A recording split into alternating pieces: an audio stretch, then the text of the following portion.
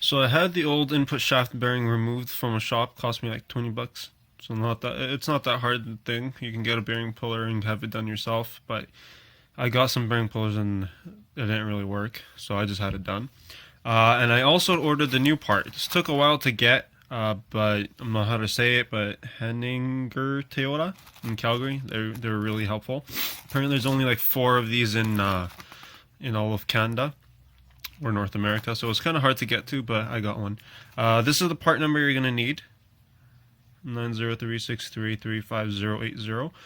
In the service manual and also in the TSB that Toyota has out, I believe it ends in like 86 or something. That's the old part. I believe it looks exactly like this. This is the new part that came to replace this part. So always when you get a new part, a replacement part, always pop it open. Make sure it fits over properly and is about the same thing. So let's take this guy out.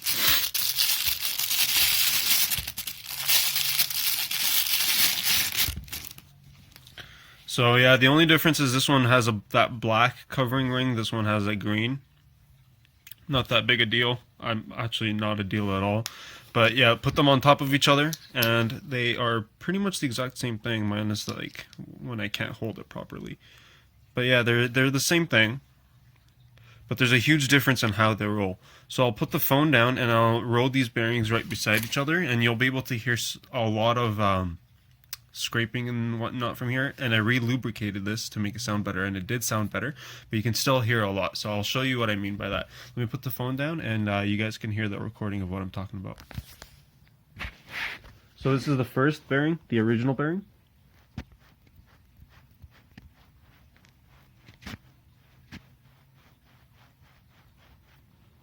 And here's the new bearing.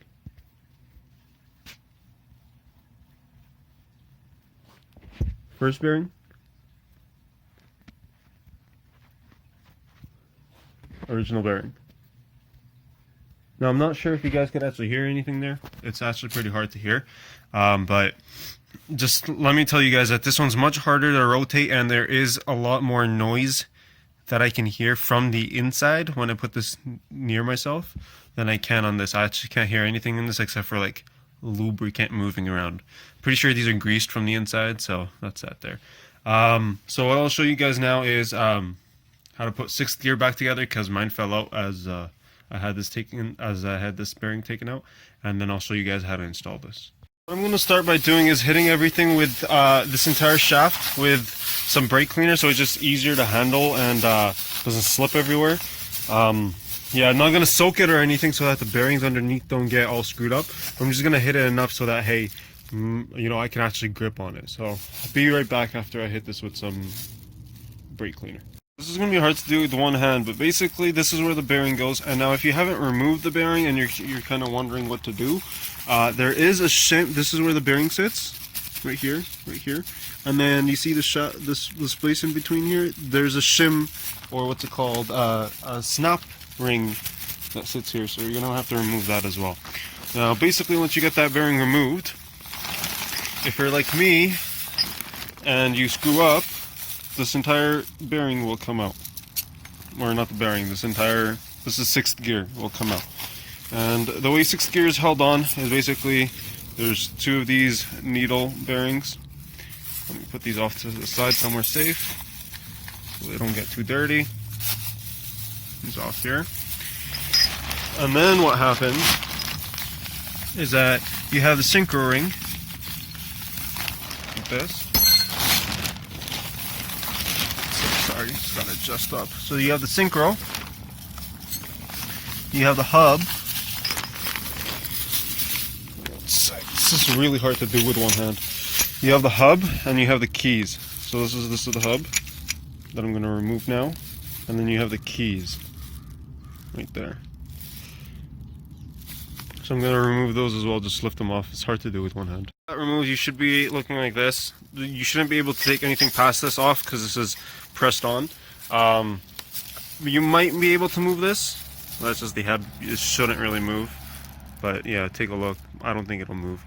But make sure when you're reassembling everything to put some grease or some oil on there, just some sort of oil. just to, you know, have some sort of lubrication on there. So the way this goes back together essentially is the same way you took it off. So first things first, what you're going to do is you're going to put this hub back on, and I'll show you guys how to do that with two hands. You're putting this hub back on. You want to make sure that these teeth that are like have some space between them, like these ones, they go right down the middle of these slots here, like this. That's because they have to press down the keys when they go in. So once you've done that, you're going to put the keys in, and I'll put the key in and I'll show you what I mean by that. If you want to install the key's supposed to sit flat like this, just in line with that one tooth there.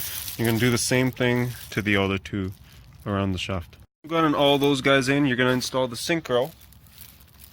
And it's pretty simple, you just drop it on top, and let's see here. I'll show you guys what I mean by how you're supposed to set it, and see how I just moved it and this moved out of whack. You might want to fix those first. Synchro's going to look like when it's installed, and you want to put these protrusions into the, what's it called, into little cutout, into the cutouts right here. So basically on top of the keys, like that. Now once you've done that, what you want to do is put these needle bearings on around this guy here, and yeah, depending on whether or not you have oil on there, put some oil on there.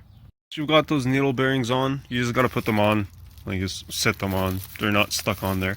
What you're going to do is you're going to set that 6th gear right on top of these bearings, and what you got to remember when you're doing this though is that this side is up, and the other side, which is the side that has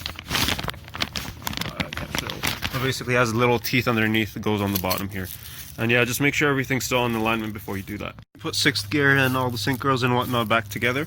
We're not done because we do have to put these over, but to hold everything in, now's the time when you hammer on the new input shaft bearing onto this guy. Go about doing this, I'm going to put the new bearing on top. Either if you have an access to a press, you can just have it pressed in. But the way I'm going to do is I'm going to put this bearing on top, and see how there's some play on this already? It sits on top, so I'm going to take the old bearing, put it on top, or I'm going to start when this is flat, just hammer it and put a 2x4 on top and hammer it straight down. And then when it goes in, I'm going to put this bearing on top and use that as leverage to push it down even more. That's what I mean. Basically what I'm doing is I've got this up like this, something on the bottom, and what I'm going to do is take something to cover the bearing as such. Then what I do is I take like a piece of wood, place it on top like this, and then I just hammer on the top. So I'm going to do this till it gets flush with the input shaft. The bearing gets flush with the input shaft. Okay, so now that I've gotten this bearing flush with the input shaft, I'm going to put this bearing on top to give me some space to keep on hammering it down. Just put it right on top, like this, see? Just put it right on top, right center it, and then you can hammer away. So once you've gotten that bearing on, it's going to look something like that. So try to get about the same amount of clearance. There shouldn't be much play in 6th gear. See, I'm shaking it. There is some, but not much. Now make sure, while you're doing this, make sure that your keys are still looking good. Mine did start moving. You want to do this as you're doing it though. You don't want to come to this point and then realize your keys are upside down. So your hub is probably going to be like this, and it's probably going to be off the key. What you want is you want that key. Let's see here. You want that key right there. Remember that one tooth that we put in the middle? Like there's a bunch of teeth and there's some space, and then that one tooth right there actually has to go on top of the key. So it's going to go on top of that bearing, and then basically when you shift into gear, it goes over like that. Now you're probably, what's going to happen is that your bottom one, which is this guy, is going to come off. See how that one's not on its this hub's not on the key.